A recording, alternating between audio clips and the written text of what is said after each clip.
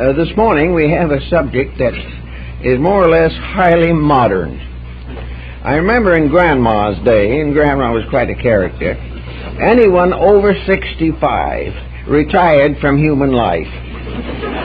They put on black, a little touch of white perhaps, a cameo pin. Of course, no hair dye ever touched their brows. They wore no makeup, flat-heeled shoes, and dressed almost entirely in conventional black. They then sat quietly on the porch and did the knitting, or perhaps occasionally acted as the senior hostess of some important family gathering. This was considered to be the proper way to meet the coming of the years.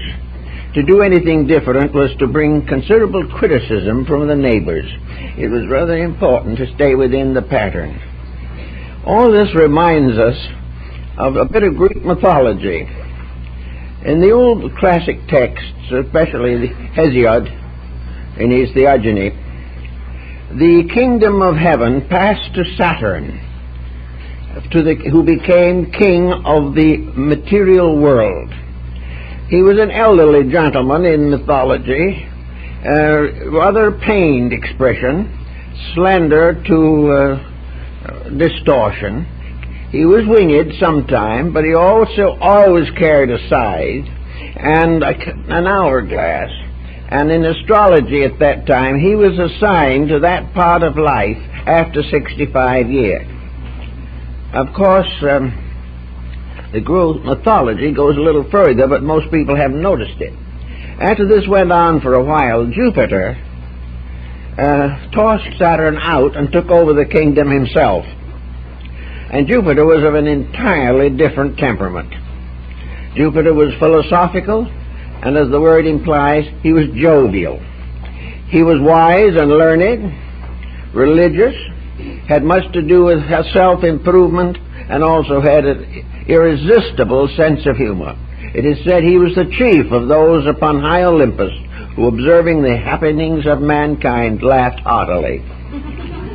So, and now we find, according to the Greek mythology, that the period after 65 is under the keeping of a very jovial, happy, wise, and impressive personality, who enjoyed not only the good things of life, but enjoyed learning and was the patron of wisdom and religion and most of the higher educations with which we are now associated. Now, the modern statistic findings, in spite of smog, pollution, and other things, is that we are living longer than we ever have before.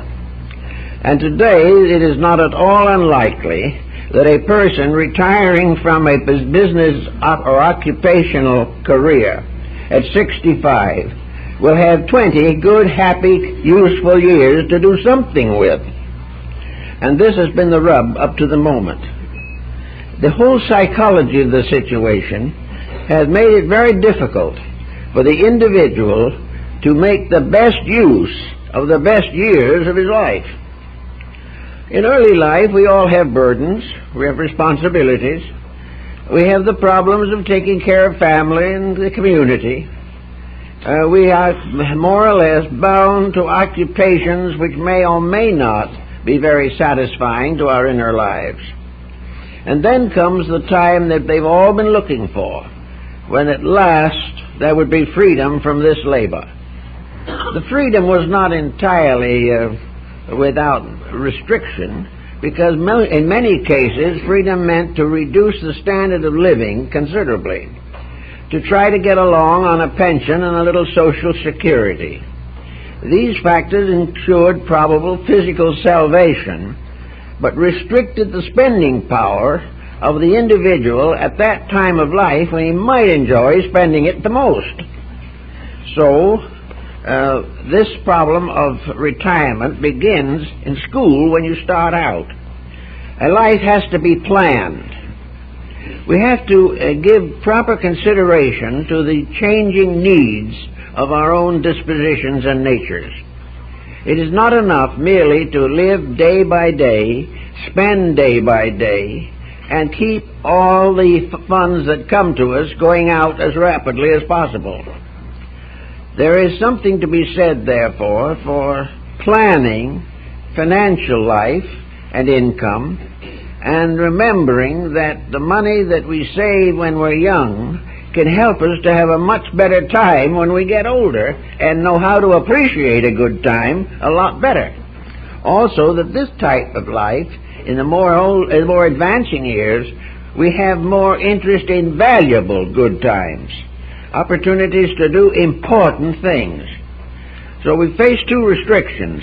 One is that the money's gone, and the second is that we hit this period of life around 65 without any planned future. We kind of take it for granted that we are going to drift in some form of semi-comfort and pleasure through the closing years of life. But these closing years can sometimes be very long, and funds and opportunities and interests have a tendency to lag. The time when the person was perfectly willing and happy to settle down and do nothing and consider this a notable and valuable reward for a career, this type of thinking is going out of style very rapidly. We must now, therefore, begin to think of the years after business retirement, if we retire at that age, as a second career, not merely a waste of time. We cannot hope to fulfill life by sitting in front of the television set until finally we slip away into the other world. We have time to do things, and we have to have interest in doing them. So we begin to look to see what's the matter at a time when we should be preparing for a very adventurous period of reasonably good health and opportunity. Well, in the first place, everyone should be a two-career person from the start. We should never be completely absorbed in one thing, especially if that one thing has physical limitations or economic limitations. The doctor, for instance, the old family physician, really didn't worry much about retirement. He never retired as long as he was able to walk. His career might extend far beyond the 60 or 70 years that was the measure of economic careerism. He was just as useful, just as happy, and just as busy at 80 as he was at 50. But in many cases, this doesn't work very fortunately. The individual who has a training in one thing comes to the point where that one thing is no longer enough or even available. And then there's a blank for which there's been no preparation, no understanding of the need to have a wider area of mental and emotional relevance, consideration of values and factors. The person, therefore, should always have a second string on his bow. Now, this can begin way back early in life, in university or in school. He may have a major and a minor. He may have two definitely different courses which could help him to diversify his own interests. Business, however, has a tendency to limit him, to make him more and more isolated from the general world and centered in the particular occupation which he has accepted.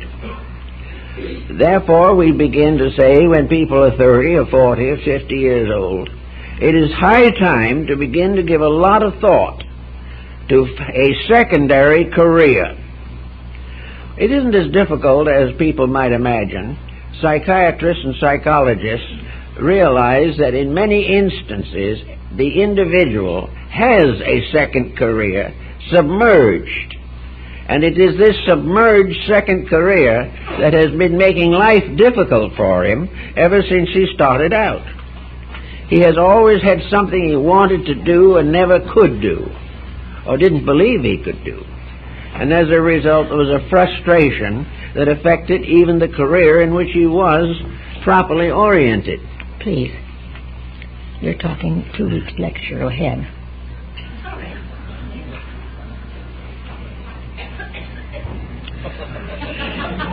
Have I got the wrong title? You got the wrong title. Well, how is that?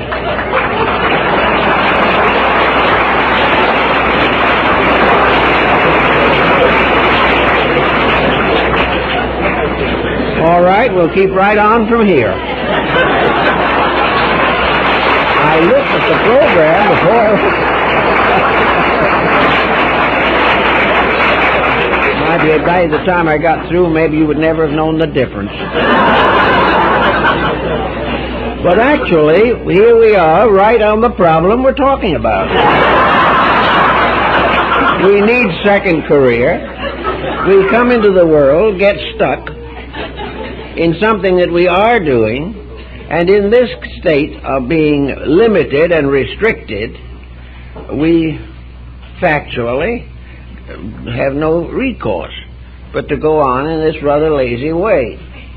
Well, if we're going to use this subject, we can say that we do bring some of our troubles with us into this world. In fact, many of us, I think, bring most of them. But the troubles that we bring into the world manifest in our careers. We face them every time we take a job. We face them when we go to school. We find some students are active and sufficient, others limited and unable to fulfill even common educational responsibilities. We find some who are born optimists and others pessimists, and we find each individual working toward some kind of a life security. Now, it may well happen that the actual fields of endeavor which his latent talents will bring into play are not available at the environment where he is living today. It is also quite possible that the individual was in the previous life ahead of his time and is still so, that he has been dreaming of a utopian dream of the future for which he gave his previous life, and the earnings and yearnings of which he brings into the present one. So we can bring into it, life as it is, all kinds of unfinished business. And the problem of what to do with our life when we get here is probably the most important of the unfinished business. So, to go back to the subject we started out in, we take a job, we work through it to retirement, and then we are lost. Whatever the compulsion is from some previous embodiment, if there was one, and that is one compulsion, has been killed by the pressures of immediate circumstances. We have gradually been forced to sacrifice ourselves and our purposes for the well-being of those around us or for whom we have unusual regard and affection. So we come in with certain talents, very often have no opportunity to use those talents, and then finally end in a rather routine business situation which rewards us only financially. Well, the financial reward is important, and to some people their profession is well satisfying. They enjoy it, they do well with it, and they continue on to the end. But here again we come to this problem of how are we going to get out of the mysteries of the subconscious, or that from which we have spawned the present embodiment, and fulfill more of the greater part of ourselves. If it is true that we bring into here a vast amount of unfinished business, it is very probable that this unfinished business has something to do with more than earning a living. The human nature, the soul in man, is not economically oriented. The body has its requirements, and most persons sacrifice all else to the requirements or satisfactions of the body. So whatever else came along has had very, very little consideration. In a highly industrialized world such as we live in now, it is quite possible that the average person in his regular career cannot afford to think, cannot afford to dream, cannot afford to hope for a better way of life. He must stay with what he's doing. But then comes this period in which he is no longer a servant of his physical conditions unless he chooses to be. So somewhere in this mystery is the possibility of unfolding potentials after the burden of regimented existence is past. So we could say that we have at least 15 or 20 years in life in which we can release parts of our nature which have had practically no expression in our daily contacts with existence. Somewhere in each person there is an inner life that must have some expression. And to go out of this world without having an opportunity to develop some of the internal initiatives of our lives is a sad and tragic but all too common thing. We are gradually changed into elements of an economic or industrial machinery, and in this we must remain until the bitter end. But with the coming of Social Security, pension systems, and matters of that nature, the bitter end does not have to be one of complete involvement in survival, trying to get along on a restricted income, trying to find what pleasure one can without the money to do it with. And looking back on the vast amount of money that may have been wasted along the way, which would be more useful after 65 than it was before 65, we begin to philosophize, and the empire of our older years comes under the rulership of Jupiter rather than Saturn. We are all looking more than any other way and any other thing for the solution to the needs of the inner life. These are the needs that press forward out of the past. Actually, we think of the human being as born and dying in this world. But actually, the human being is a long creature in existence. It has survived ages. It has gone forward through degree and culture after culture. It has been part of countless civilizations. It has spoken many languages. It has followed many paths, and comes now into the world with certain responsibilities and needs. It is almost certain that one of the most important traits of character that we have to develop in our present embodiment is discrimination, to find out what it is that will do the most for the greater part of ourselves. This little material island that we call the body is actually surrounded and permeated by the great ocean of spiritual space. There is a tremendous universality in which we live and move and have our being. This universality tells us of the tremendous potential in ourselves, but we have very little opportunity to do anything with it, and very little incentive. Everything that we do here narrows us more and more into the physical environment.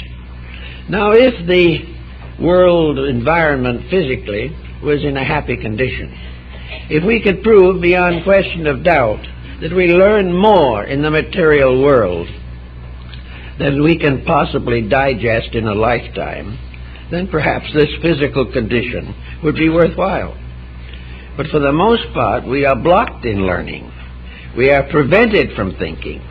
We are restricted in our efforts to enlarge our own horizons or deepen our own understanding. If we depart from the conventional patterns of things, we are considered eccentric and penalized. So we bring into this world all kinds of possibilities, all kinds of arts and sciences that have, some of them, no longer any contemporary existence, but could well be revived for the common good. We also bring within ourselves this great hunger to grow, an infinite desire to expand and enlarge and enrich the total pattern of our existence. In order to do this, we must have time. We must have opportunity. We must have considerable interest in doing these things. Therefore, we come back again to the fact that we all have to buy, in one way or another, a certain amount of leisure time with which to use for thought. We have to pay out of our daily wages for the privilege of being thoughtful, intelligent, conscientious persons. We are not just given this. We have to do it ourselves. The majority of persons claim that after they have done a day's work, they are too tired to consider other matters. So they waste many hundreds of thousands of hours in some kind of entertainment that does not entertain. So, the planning of a time to grow brings into focus this problem of the second subject that I've just received here. And that is, do we bring our troubles with us into this world? We do not necessarily bring troubles. Rather, we bring the capacity for trouble. We bring into this world with us attitudes which can well lead to trouble. We also bring into this world a kind of freedom which has a great inducement to get us into trouble. We have the right to do as we please, and when we do it, we frequently are the worse off. So that we can bring into the world unfinished business, undisciplined attitudes, and unconditioned levels of consciousness which doom us to trouble. A trouble probably arises primarily from lack of experience. In some previous embodiment, we haven't learned certain lessons. So when the problems come up again, we are in a bewilderment. We are not capable of coping with them. So one of the things we have to do as we come into this world is to determine to accomplish something to get out of our own troublemaking device. We have to begin to think about things that perhaps we would rather not consider. One person may come into this world with an unconditioned, unrestricted impulse to worry. They have been a worrier perhaps for 20 lives or more. And the more they worried, the more really they had to worry about. Because worrying was not producing any consequential results worthwhile. So the person who's been a worrier since the dawn of time comes in for a short journey here through his environment, which we call daily living. He will worry himself from the cradle to the grave, and in the course of doing it will probably worry nearly everyone he knows. Worry is something that gradually paralyzes his own initiatives, fills him with fears and doubts, creates burdens that exist only in his own mind, and finally condemns himself to a hypochondria involving not only his physical body, but his mental and emotional structure as well. So here we come. If we are worriers, and we notice that we are inclined to worry, then the thing to do is to take it on as a problem immediately. It is never too young to start. Perhaps we don't realize that it is a problem till we hit our teens or something of that nature, but the moment we notice that it is a discomfort and a restriction upon constructive effort, the time has come to go to work with it. Now another individual coming into this life may have been a Caesar somewhere in the background, or one of the generals of Alexander, and he comes into the world with only one tremendous purpose: ambition. He feels that he is destined and foreordained to run people, to dominate situations, to become powerful and wealthy, to become a great industrialist or a famous militarist. He comes in for the purpose always of having his own way and dominating and enslaving the minds of those around him. As a husband, he is a terrible mistake. As a wife, no better.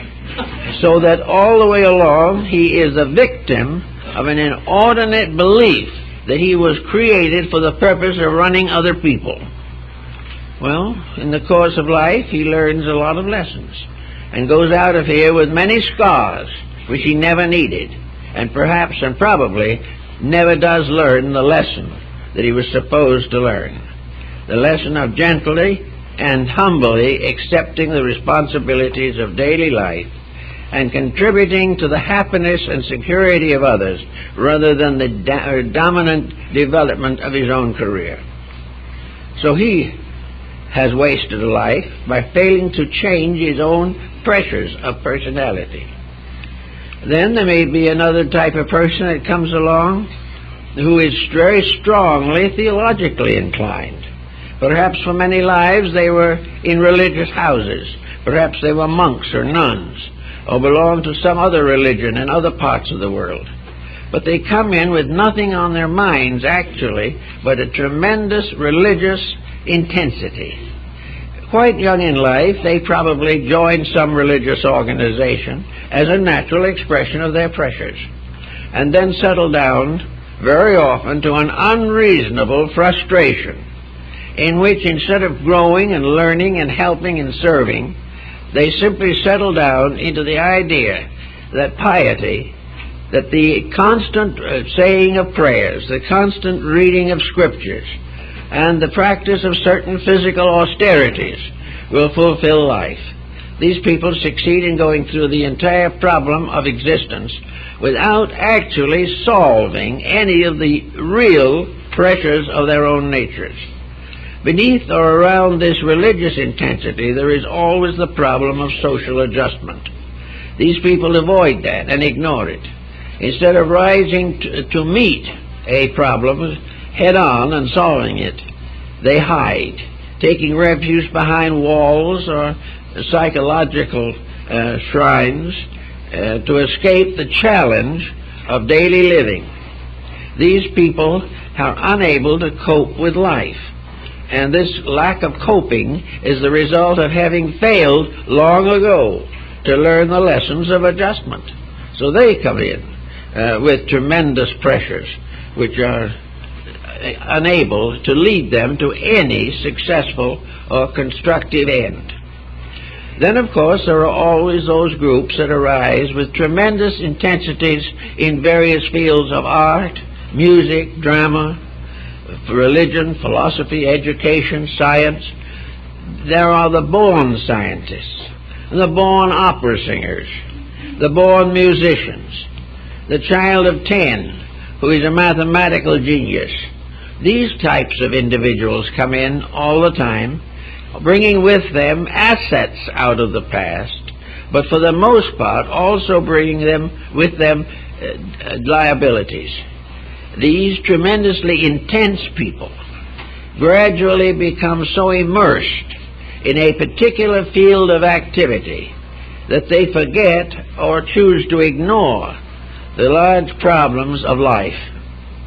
They consider that if they are a great artist, they have done it all. If they can exhibit in a salon, they are a success. If they can find a new gadget for some industrial house, they are inventors.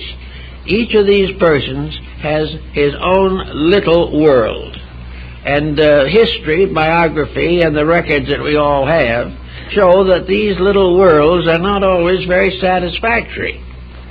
We find the great musician whose private life was a complete problem. We find a man like Richard Wagner, who was one of the great musical geniuses of all time, whose physical life was simply unbelievably confused. He never did straighten it out. Then we find somebody else who has great depths in invention and things of that nature, but has done nothing to fulfill the needs and responsibilities of a family, or the raising of children, or the problems of daily living. So little by little, these specialists isolate themselves from the great course of life.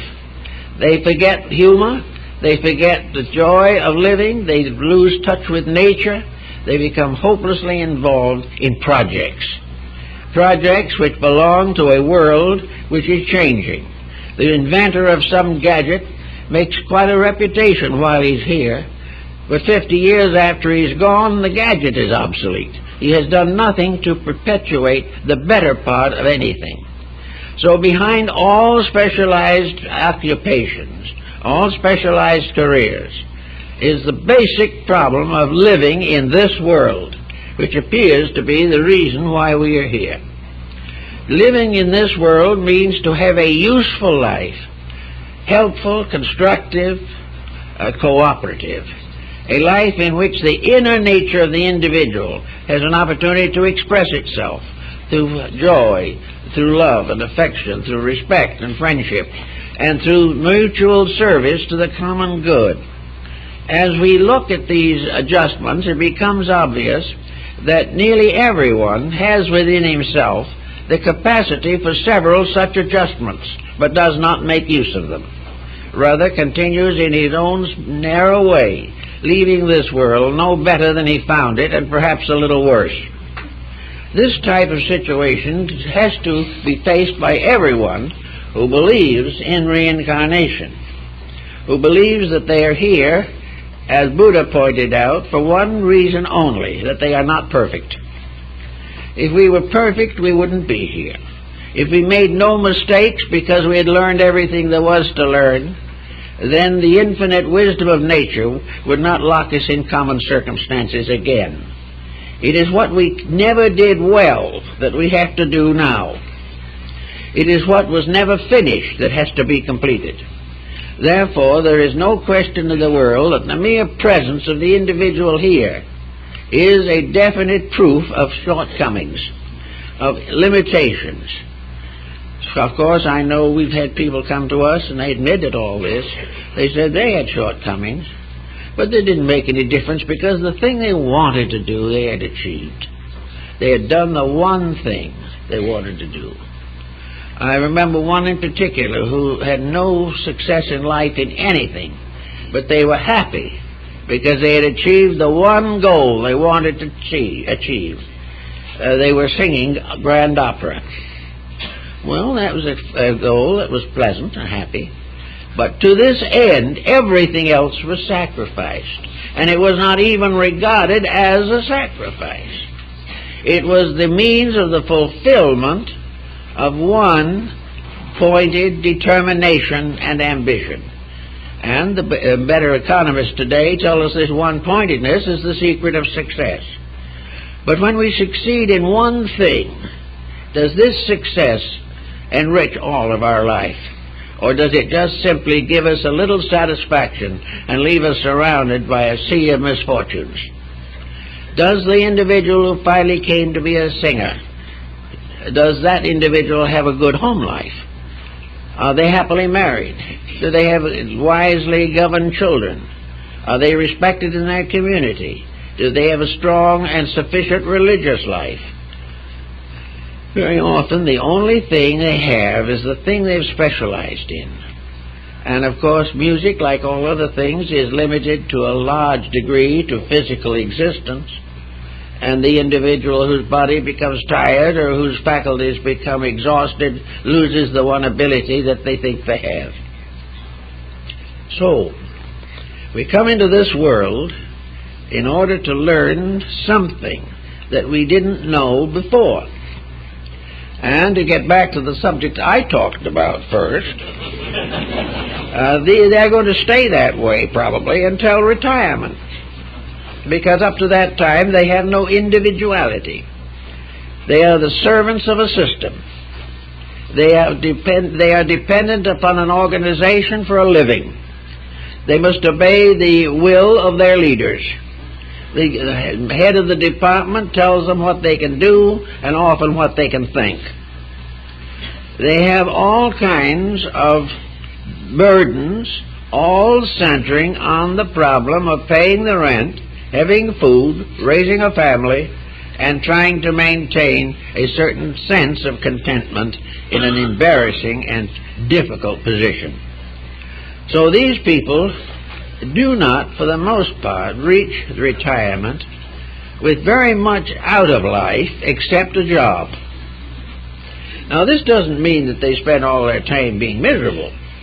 They go away on vacations, they have pleasant times with their families, they see the scenery, they travel, and they develop all kinds of radio and video games and things of this nature, and some of them rise to the height of rock music. They have a good time, and they sit and watch baseball games, and sit there with their eyes glued to the plays, and feel that that is a tremendous fulfillment. By working hard and earning the price of the TV set, they have the right to sit beside it or in front of it every evening for 2 or 3 hours to watch programs that are for the most part worthless.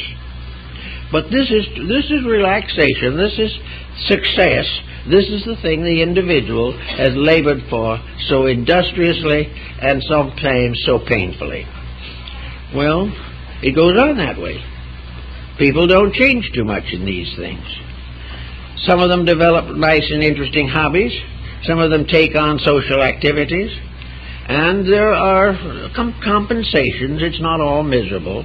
The individual has a kind of feeling that he's getting along as well as the next. But somewhere along the line, the problem of growth still does come into the picture. Man is a many-splendid being. He's a tremendous creature. The human being is unbelievably magnificent in potential and in resources. That this individual should spend all his time tightening a bolt in an automobile just does not seem to be the proper destiny. This destiny must have something else in it. Now, if he has to make a living by tightening this bolt, that's all right. He has a right to make a living. But by making a living, he earns certain time for himself. He gains certain freedoms and certain liberties. Because he works, he has a home. Because he has a home, he has a vacation. He has all kinds of privileges also. But what does he do with them? Does he do anything more with his spare time than he does while he's tightening the bolt in the factory? It is just a narrow squirrel cage of activities. Now, by the time he gets to the point of retirement, he is more or less anxious to rest. And this problem of looking forward to rest is probably the greatest delusion in the world, because there is nothing more boring after the first 2 weeks. The individual with nothing to do is supremely miserable. So he has to find more artificial things to keep his mind off of his own uselessness. So he takes on all kinds of activities, perfectly aware that they don't mean anything. But after all, you just can't sit and look at the sky forever. Now, there's where the growth factor could come in. If we brought back from some previous life unfinished business, we should be able to do something to interpret those working years which have preceded the retirement period.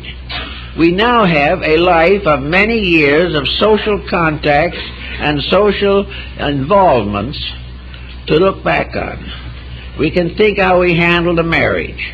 We can wonder if the divorce was necessary. We begin to consider what might have happened had we raised the children a little differently. And had we learned to do things that were important instead of buying that expensive car. Were we justified in putting every nickel we had into something the moment we got it, so that to the end of our business career we were never more than a few months ahead of debt? Was this a good life? After we've lived it and can think about it, we can also wonder what we didn't have that might have made it better. We begin to have our own book, our own life as a textbook for growth. We are able to begin to estimate how we could have used things better. And the moment we make this estimation, our consciousness helps us to make these things better. It gives us the learning. The incidents do not end in learning. It is our understanding of the incidents that ends in learning. What happens is not the meaningful thing. It's what we think of what happened, what we do about what happened, what we learn from what happened that helps us to grow. These are the things that, therefore, the person can contemplate from a higher perspective of life. He also can have his religious life enriched. He can have all these things made more important, because he does not have to conform with the requirements of an industrialized civilization. So, if he starts, say, at around 30, 40 years old, to understand these things, he can then do something to fulfill the laws of nature, the great laws of growth. Here we have in this world about nearly 5 billion human beings, most of whom go through the spans of life with little or no insights. The majority of people are simply wandering through the years, some of them suffering through the years, trying to understand the reason for their own existence, and finally giving up in despair. They have not any real skill in understanding or estimating their own natures. Somewhere in education, there should be courses to help people to understand themselves. Not psychological courses to find out what's the matter with them, but rather philosophical and educational courses to help them to know what to do to unfold and release the potentials within themselves. It is quite obvious that, for instance, computerization is not a potential. The individual was growing long before there were computers, and he will continue to grow long after they are forgotten. The problem is, if he devotes his entire life to learning such a thing as that, he dies no wiser than before. It may not even be that these instruments will be in use the next time he comes around. There are many things we've learned in the past that were no use and will never survive. But what we had to learn in the past was how to grow. And if we didn't learn that, all the rest was a mistake or a failure. Now, if we have a sneaking suspicion that we do have some unfinished business, and I think we should all believe that we have, because we are all unfinished beings. There is no evidence that the human being has as yet been completed, even in his physical structures or his psychological patterns. He is en route to tomorrow in all cases. And the future involves knowledge, wisdom, insights, and understanding that have to gradually develop over many embodiments.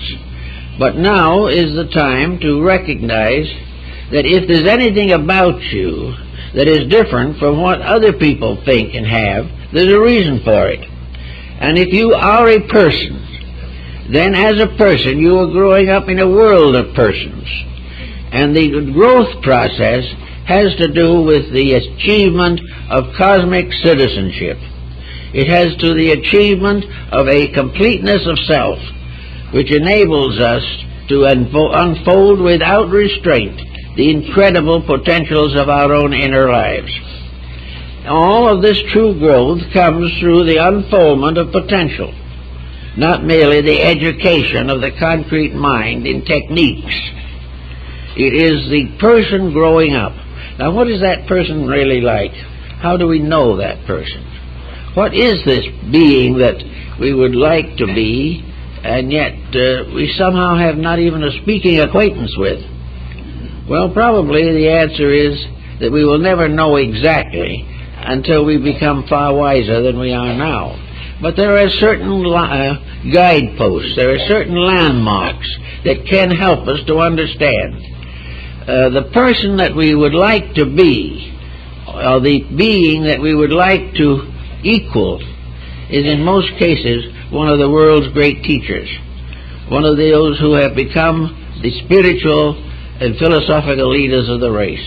The great examples are beings like Buddha, Confucius, Christ, all of these great teachers whom we have identified with the highest nobility of our attributes, characteristics, and talents. Somewhere in each of us is this universally learned being. How to get to it, what to do about it, is always difficult. But we also know that the intellect isn't much help. It helps to some things. It helps us to understand the reason for things. It helps us to think through the projections of our own memories. But in some mysterious way, there is another power, the heart, which alone seems to be able to sense the realities. The heart seems to tell us that the works of the mind have limitation, and that the consequences and rewards of mental exertion are often futile, whereas the rewards of the heart, gradually outgrowing selfishness, outgrowing cupidity, jealousy, hatreds, and all these things, gradually releases us into a larger dimension of existence. So we are all looking for something to help out in these ways, because we do know that we are imperfect. We do know that something more is necessary. Now, in that particular case, how are we going to think about it? Well, to be going back to my first idea, I think the only way to think about that is through a time in which the mind is rescued from these pressures and allowed to think its own thoughts. A mind that has escaped from the tyranny of future ambition. The individual of 80 is not going to be quite as ambitious as the person of 40 or 50. Ambition is not going to force corruption. Ambition is less likely to cause the individual to disfigure his psychic nature.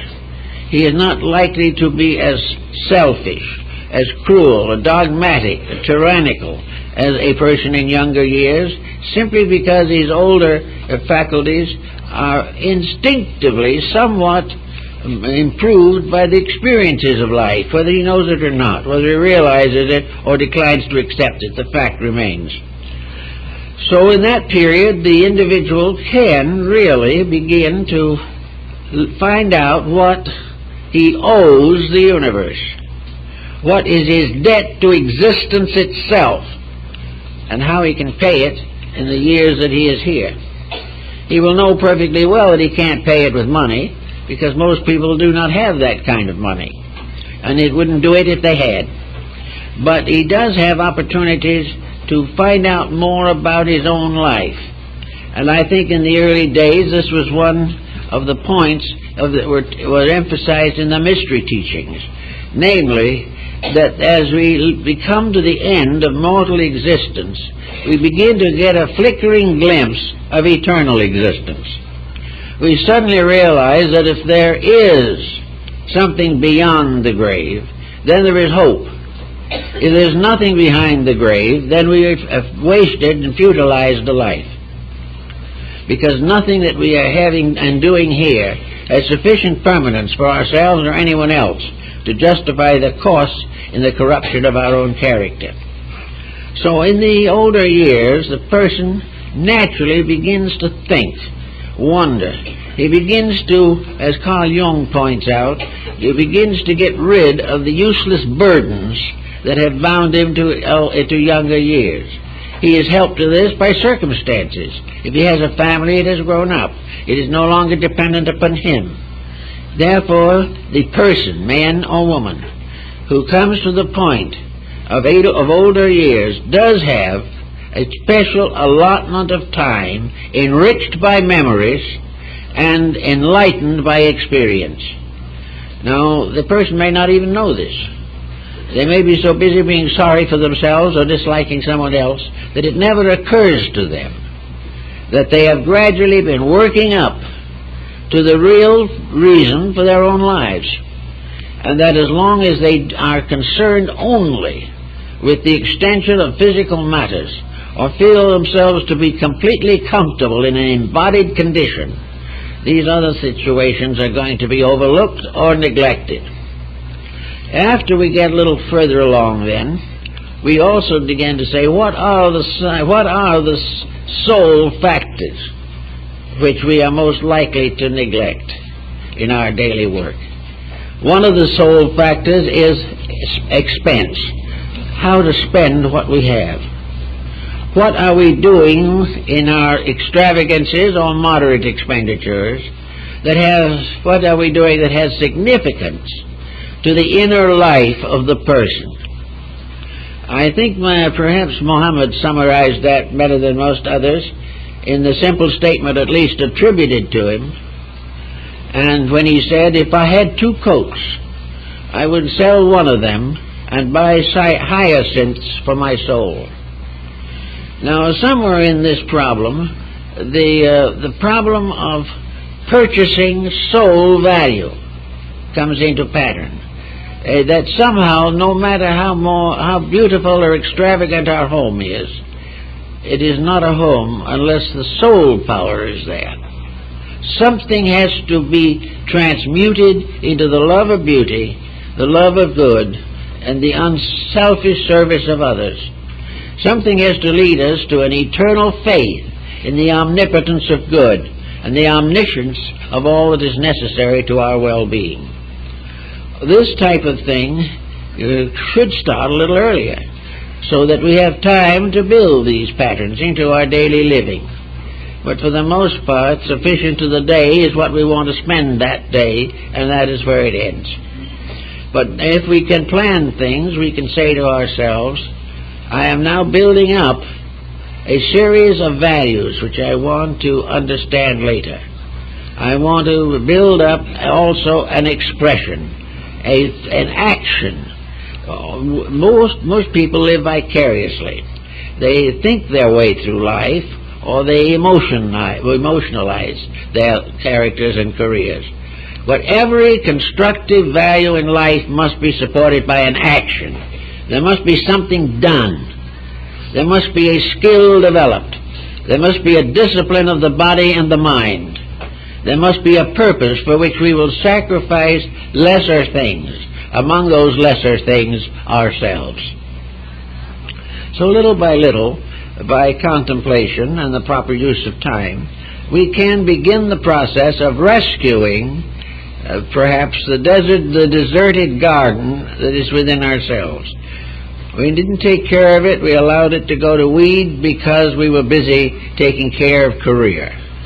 But now that the career problem is no longer pressing, we live in a house, in a garden that needs care. We need to redo the things that we neglected to do. And we have to build back values which bring consolation and comfort to the inner life and are important for an eternal pattern. We can therefore find nearly all the instruction that we need simply by looking back over the years of our own lives. We can remember what happened when we were children, and we can say to ourselves, it was difficult. Some have had a very light and beautiful childhood. Others had a very difficult one. Those who had the happy childhood, what did they do with it? Only they know. Those who had the unhappy life, what did they do about that? They only are the ones who know.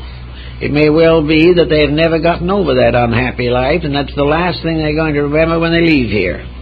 They never transmuted it. They never understood it. They never learned any lesson from it. It was only a horrible experience which had to be blamed upon the cruelty of others.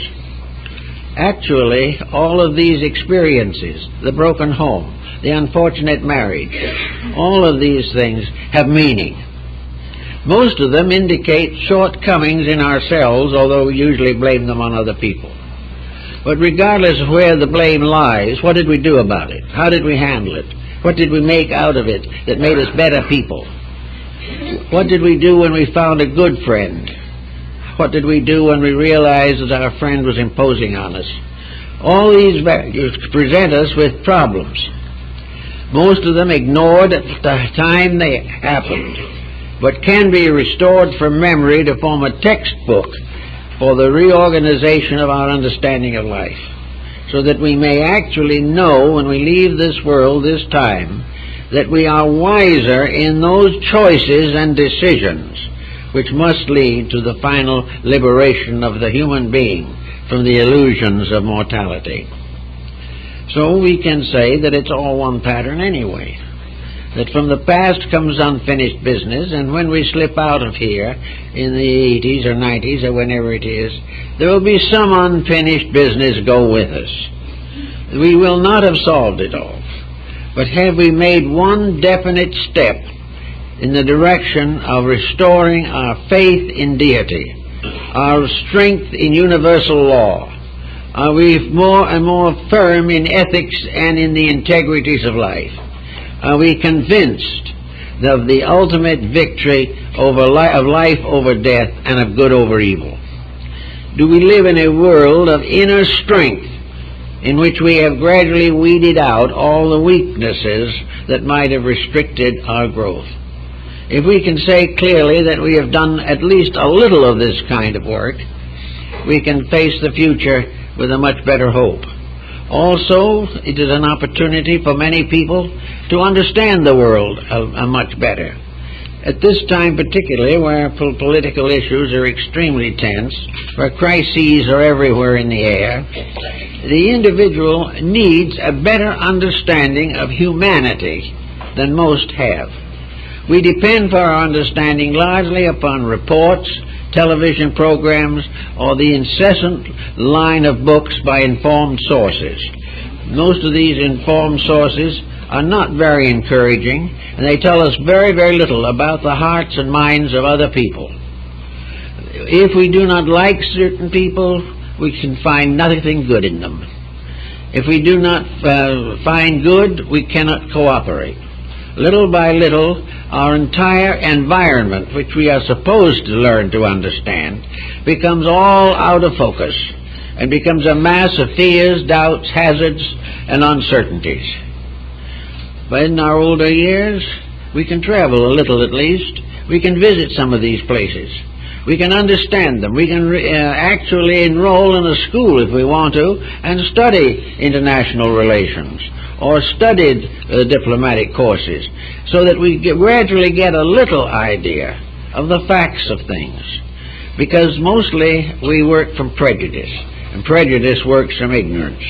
We do not understand the great motions of society. We do not know how to cooperate with them intelligently. So we take something and say this is good and something else this is bad, and have a terrible time trying to decide what political candidate we want to vote for, because we're not sure we know that any of them know what they're doing. So all this type of thing we have to do something about. And little by little we can transform ourselves into knowing mechanisms that have the ability and the skill to solve problems, to understand properly. And the more we understand, the more we can cooperate with life. The less we understand, the more certainly we will compete with everything. So cooperation and not competition is the life of man's inner maturity. Therefore, we say it's good to believe that we have been here before. How else are we going to explain life? How are we going to get any moral value out of the fact that perhaps we inherited some certain negative trait from a remote ancestor who was hung for murder? Are we disposed to believe that this antiquity, this heredity, is going to hang over us for the rest of our lives? Are we going to be the victims forever of things that have made us unpleasant and uncomfortable and for which we never have been to blame? This would make the universe look very strange. It would be amazing indeed if this world was filled with people who were all perfect except for what other people had done to them. That the individual was not to blame for anything. Or, of course, there is another school that simply says, don't worry about it, there never was anything. This doesn't work very well either. It's hard to imagine that a universe so beautifully and mathematically exact as ours had no purpose in its own existence. It is much wiser to believe that it's here for a reason, and that in that universe we are here for a reason. Well, the most common idea of a reason would be the concept of Aquinas of the restricted or limited individualism, the right of each individual to create his own life and his own destiny. Therefore, we are here apparently to overcome the tendencies to be useless, or to accept dismally the disasters which we ourselves have caused for the most part. If there is a reason, the sooner we get to work on it, the better. We have people who spend a whole lifetime trying to find out who built one of the pyramids down in Babylonia somewhere. We have people who explore every conceivable issue But we do not have enough people as yet who explore the reason why the human being is unable to cope with his own life. Because he doesn't try hard enough. He doesn't really work at it. He passes it all off as due to unfortunate social conditions. If he has a headache, it's pollution. If he has something else, it's nuclear fission. If he is poor, it's because of Wall Street. If he's rich, it's because somebody else is lost. All these different attitudes are unimportant. The real thing is that we move through a world which we will never be really part of. We move in an environment that changes even while we are changing. We are moving out of a past that we do not remember into a future which we cannot intellectually conceive with any certainty. So in all of this proposition, we have things to learn here and now. And if we're going to happen to have another 15 or 20 years of life in which to learn some of these things, the least we can do is try to learn something good, learn something of the beauty of life, begin to understand the wonders of it all. Look not into the puddles, but look rather into the light and the sky. Begin to take a greater interest in the flowering of a tree than we do in the political machinations of our contemporaries. Let us begin to find the wonders of life and see if we can't find out of all of that something that is a consoling realization of the wonder of our own purpose. We are here for very definite reasons. We are here because it is a blessed privilege to be here. We are here because this is the present step on our road to eternity. We are on a long journey. This is one day. And on this day, like those who travel, we go to Hong Kong to see the sights, we go to Rome to see the Vatican, we go to Egypt to see the pyramids, and we come into birth to see the world around us, to explore it, to examine it, to understand it, and to give credit to those who have helped to make it better, and find ways to serve those who have been unable to make it better, but must learn in due time. So if we are here, we are observers. That's what Plato said. They asked him what his profession was. He said, I am by profession an observer. I want to know what's happening. I want to understand it. And each one of us wants to do this in one way or another.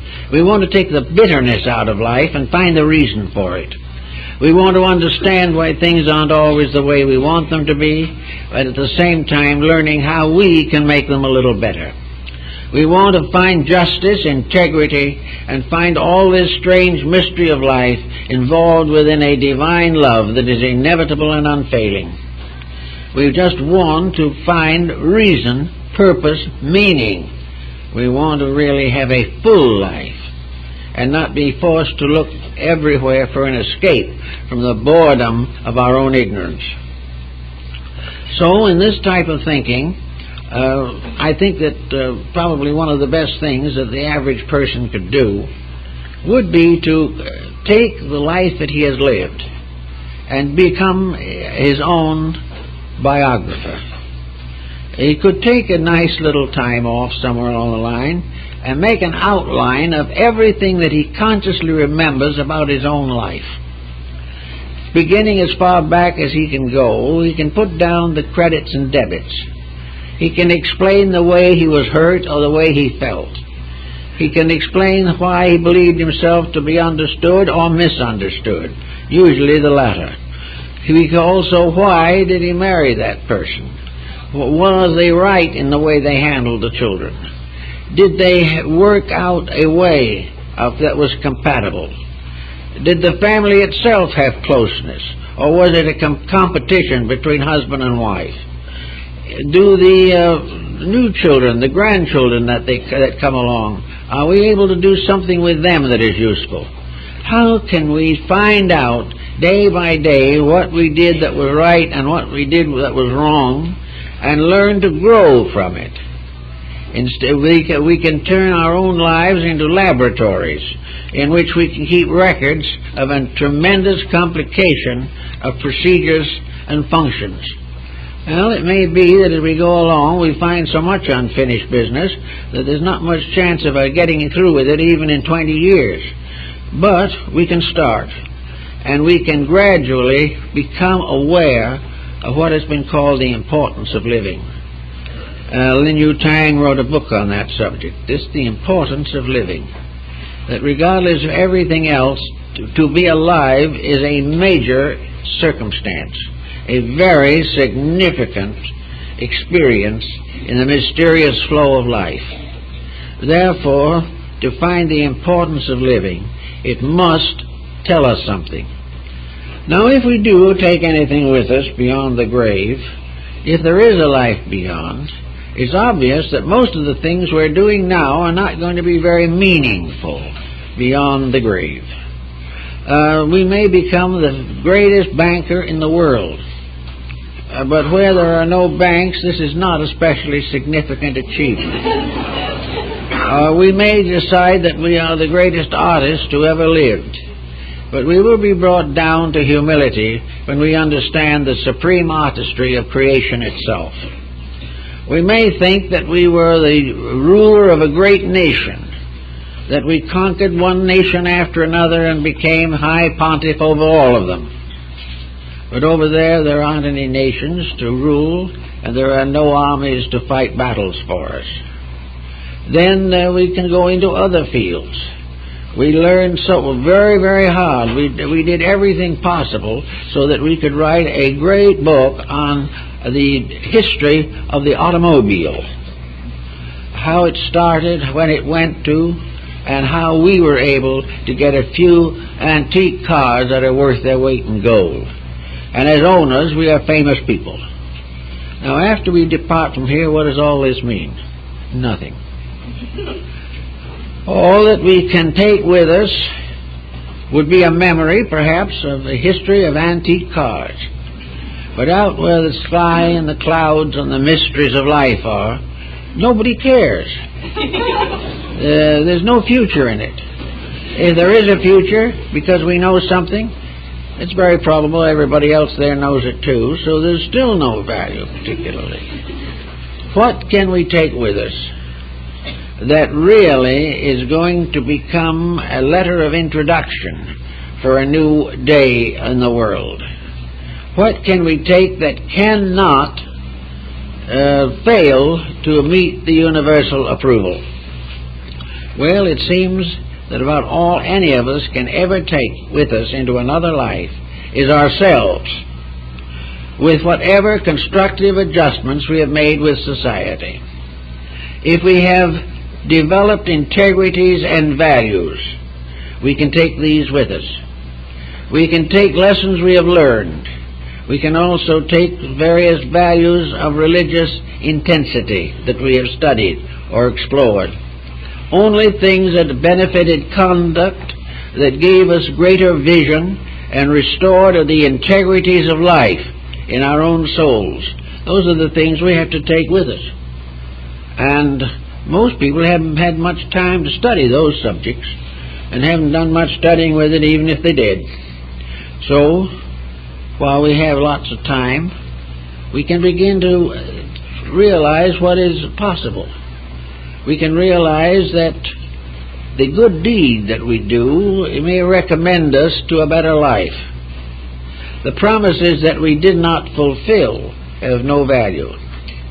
But all that is good in nature, all that is valuable, is shared in man's common love of serving his fellow creatures. The individual whose life is dedicated to service has the richest life, the most meaningful life, a life in which a warm, quiet, gentle sympathy with life has become a guiding principle. And when we get out of that terrible rush that most people are in and can settle back, we can begin to love the world, which we have learned to doubt because of our involvement. We also begin to understand through the dispositions of people who have hurt us. We begin to realize that just as they have hurt us, we knowingly or unknowingly have hurt other people. Largely it is due to ignorance. As long as we have the power to hurt and use that power, we are not wise. It is only when we can be good only because we cannot be anything else that we are good. So we can little by little forgive in others that which we still have in ourselves in the form of purposes and projects incomplete. So if we bring with us into a life of karma, that's all right. It's a perfectly good thing to bring along. And we are probably going to have to face it for quite a while to come, because it's not going to get well with the few times and few years we have here all at once. I think that the best way to figure this is that approximately the life wave for humanity, according to those who have given a lot of thought to it at least, is that the human life wave functions in approximately 800 incarnations. In other words, we have 800 visits here in which to do all kinds of things. Now, of course, we're not at the beginning of the visits at this time. We are well into the number. Perhaps if we've gotten to be fairly thoughtful about a number of things, we may have been back 300 times. We've gotten rid of a lot of the very crude mistakes that the ancients made. And now we have to go to work on the sophisticated mistakes that we are making for ourselves. Little by little, however, the individual gains the powers of virtues for which he was fashioned. Somewhere in the future of things, the individual is going to be more than he is now. He is going to be more important than he is now. He is part of the great chain of leaderships, of governorships and followings that go all the way through space. He is part of a great system which includes all the stars in the cosmos, all the universes, and all the dark holes in them. He is part of something that goes on and has a triumphant destiny. The soul in himself is the thing that, growing up, it will cause him someday to be called forth and rewarded and told that he has been a good and faithful servant, and that now he is going to come into his reward. This becoming a faithful servant leads we do not know where now. Maybe it leads out into space. Maybe someday each of us will be responsible for a star or a planet. Perhaps each of us will create a whole order of life within ourselves, and then, like kindly parents or the great Buddhas of the past, to sit and meditate, protecting the souls that have come out of ourselves. Actually, we're not so far from that if you think about it, because each one of us has inside of himself a race of beings dependent upon him that is more numerous than the stars in the sky. Every cell, every atom, is a little world over which man has a certain government. With a tyranny, he destroys his own body and all the life in it. But someday it may be his destiny to preside over a creation which has emerged out of his own soul, which is part of himself, and which he must also lead to liberation. All of these things are parts of the great philosophies and thoughtfulnesses of life. And when you're sitting around being a little quiet, we might be able to sacrifice a few commercials for detergents and think about some of these things. It might do us well.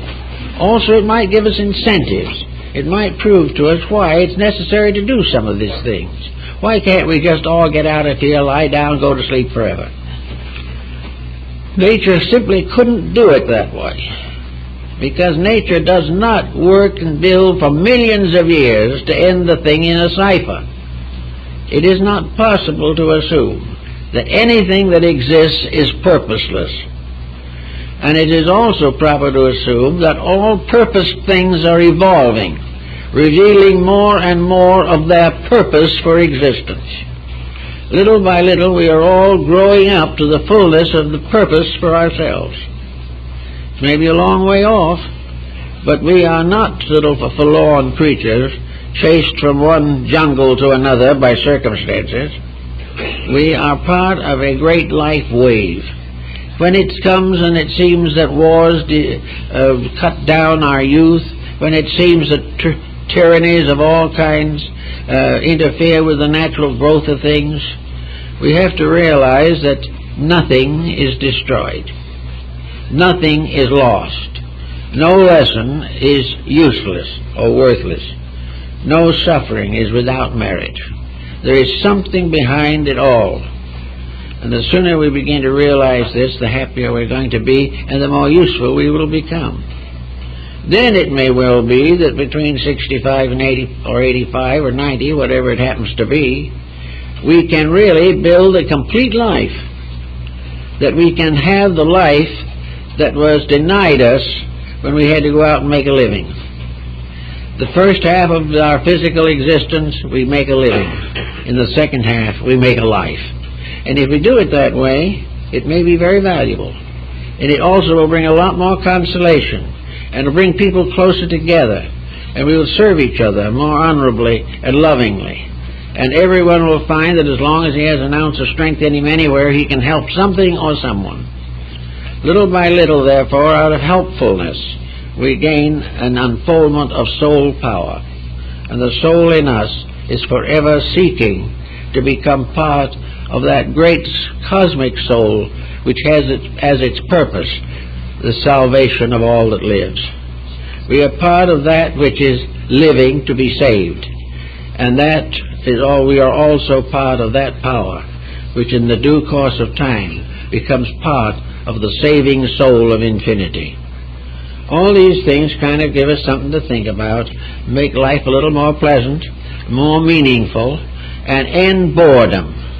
Because when we start to think about these things, the thoughts go on and on and on. There just is no end to the thinking. And as long as all that thinking is beautiful, cheerful, helpful, hopeful, it keeps the life better, maintains health, and the person who in their older years is busy serving truth will have fewer ailments than the person who sits around and does nothing but be sorry for himself or regret his own existence.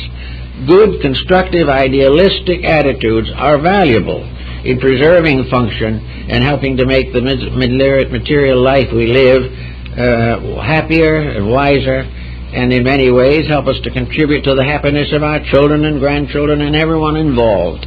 There's nothing but that is more helpful than a happy, enlightened, dedicated person. And if we can achieve that after we get through fighting out the struggle of business, we will then have a complete life. But until that, there's quite a lot to be desired, and with the almost certain extension of life, even in spite of all the problems we have, we're living now 3 to 5 years more than we did 50 years ago. Those extra years are something that is a bonus, not just because we can live off Social Security, but because in those years we can begin to live and think and dream and hope without being completely bound into an industrial pattern that may have frustrated most of our lives. So with a little good thinking in that direction, it seems to me we have a lot of possibility for the future. And everyone who studies, as we are trying to study and seeking to know, will find the proof of the value of the study in the fact that they can face the future happily, and that they will find that life is not only necessary, but as Bragdon called it, the beautiful necessity is our life here. It is a beautiful thing if we know how to use it. And the sooner we know how to use it, the more fruitful, the more valuable, the more worthwhile it will become, and it becomes obvious that no matter what it costs us in effort, it's worth it, if the end is the achievement of universal brotherhood and man's unfoldment of his own spiritual resources. Well, I guess that's all we can do this morning, and you are to be congratulated on having 2 lectures this morning. Not everybody has 2 lectures from me in one morning, so I guess that's the way it's going to be. Now, I have a little announcement here I'd like to make in connection with my wife and her work. Most of you know that she is interested in a very serious problem in dealing with the birth of a new age, and that is something that is needed. In the 17th century, we had a new age which led to the liberation of man's mind from the dismal pressures of medievalism. A new world order seems to be very necessary and my wife has given nearly 50 years of study and thought to this particular problem. We have here on the table this morning this pamphlet, which is called An Introduction to the Birth of a New Age, which is really a very brief summary of 4 volumes of work which she has done. And the volumes are not available at this time, but a pre-publication copy of these first 2 volumes can be seen in our library. It is available and has to do with the first aspects of her studies. And this pamphlet can be purchased at in our gift shop, and we hope that if you're interested, and I think you will be, in the great problem that is involved, namely the birth of a new age, and how we are going to gradually build this better way of life, which is necessary as we see the piling up of confusion and complexity. So we suggest this to your consideration, and thank you very much, and hope to see you again pretty soon.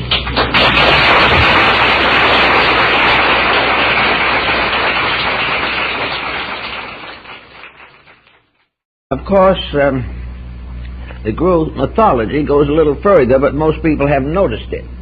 After this went on for a while, Jupiter tossed Saturn out and took over the kingdom himself. And Jupiter was of an entirely different temperament. Jupiter was philosophical, and as the word implies, he was jovial. He was wise and learned, religious, had much to do with self-improvement, and also had an irresistible sense of humor. It is said he was the chief of those upon high Olympus who, observing the happenings of mankind, laughed heartily. So, and now we find, according to the Greek mythology, that the period after 65 is under the keeping of a very jovial, happy, wise, and impressive personality, who enjoyed not only the good things of life, but enjoyed learning and was the patron of wisdom and religion and most of the higher educations with which we are now associated. Now, the modern statistic findings, in spite of smog, pollution, and other things, is that we are living longer than we ever have before.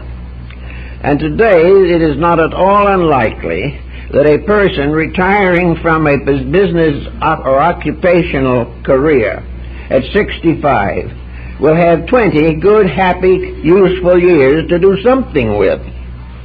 And this has been the rub up to the moment. The whole psychology of the situation has made it very difficult for the individual to make the best use of the best years of his life. In early life, we all have burdens, we have responsibilities, we have the problems of taking care of family and the community.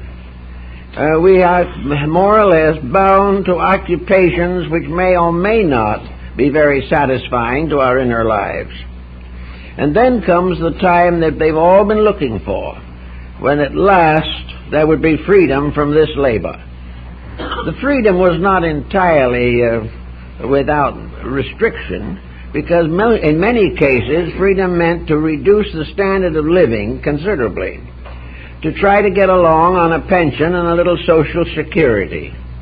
These factors ensured probable physical salvation, but restricted the spending power of the individual at that time of life when he might enjoy spending it the most.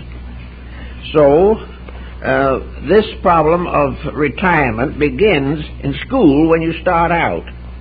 A life has to be planned. We have to give proper consideration to the changing needs of our own dispositions and natures.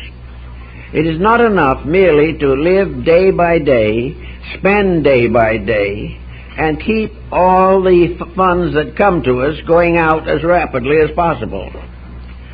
There is something to be said, therefore, for planning financial life and income, and remembering that the money that we save when we're young can help us to have a much better time when we get older and know how to appreciate a good time a lot better.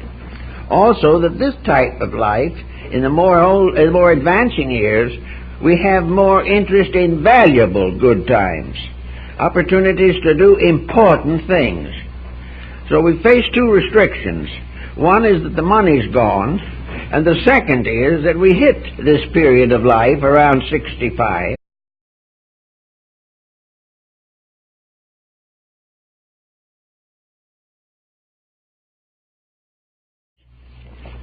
This morning we have a subject that is more or less highly modern.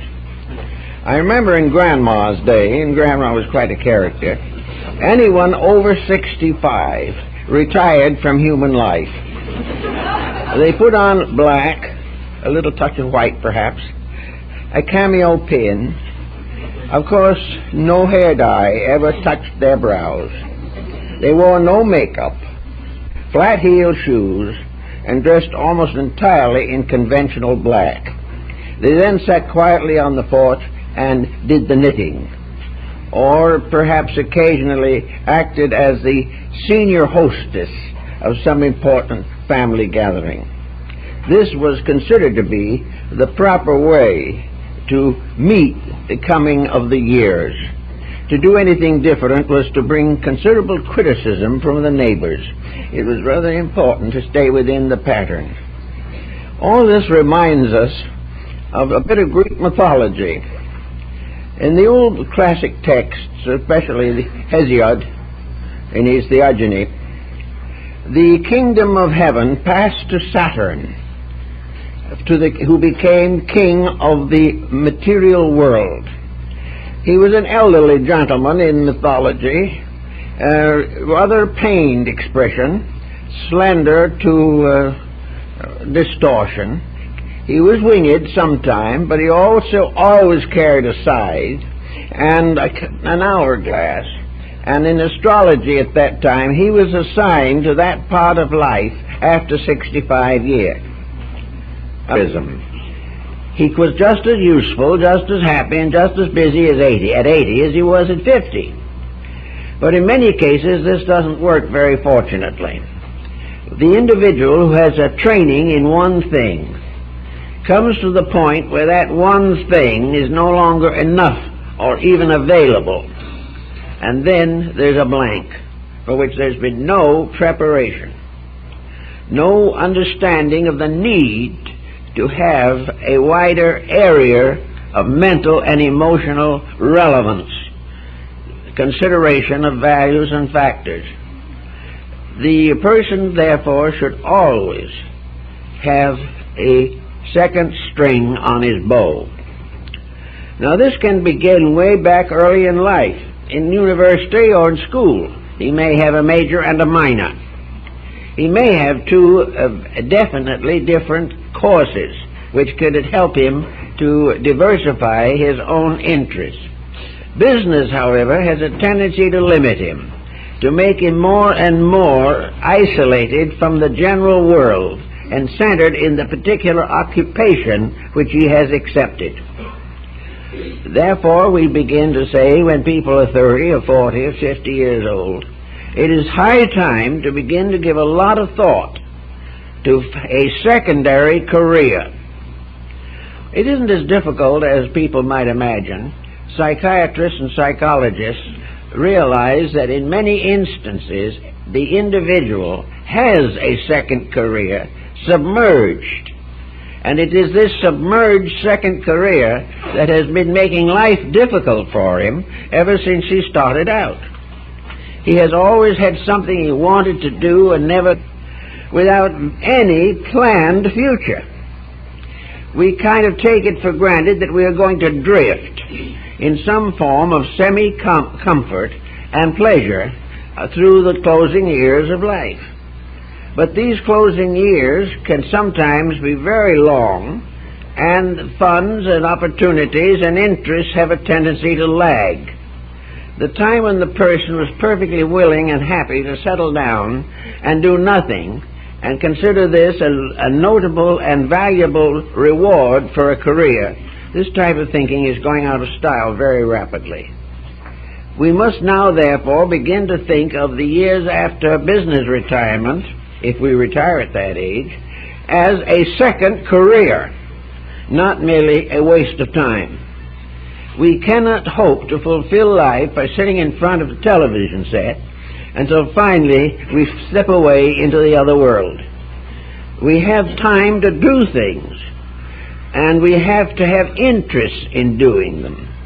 So we begin to look to see what's the matter at a time when we should be preparing for a very adventurous period of reasonably good health and opportunity.